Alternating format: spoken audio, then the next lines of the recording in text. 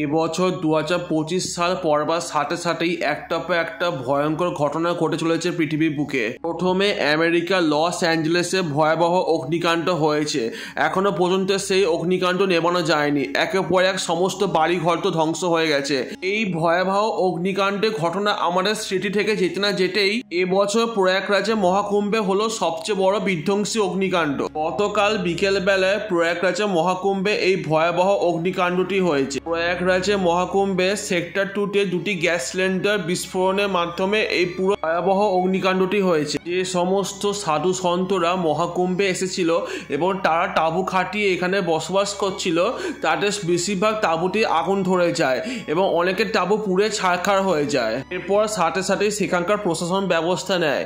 দমকলের গাড়ি ওইখানটায় থাকার কারণে অগ্নিকাণ্ড বেশিক্ষণ হতে পারেনি, কারণ দমকলের গাড়ি দ্রুত এসে সমস্ত আগুন নিভিয়ে দেয়। কিন্তু তারপরেও দেখা যায় যে অনেক দোকানপাট আগুনে পুড়ে ছারখার হয়ে গেছে এবং অনেক সাধু সন্তরা যেই তাঁবুগুলো খাটিয়ে বসবাস করছিল সেই তাঁবুগুলো অনেকাংশ আগুনে পুড়ে ছারখার হয়ে গেছে।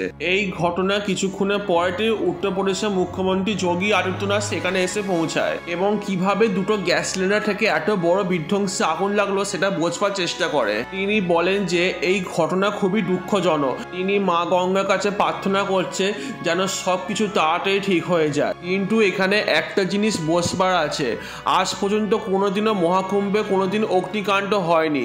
তাহলে এই 2025 সালে কেন হলো এত বড় অগ্নিকাণ্ড?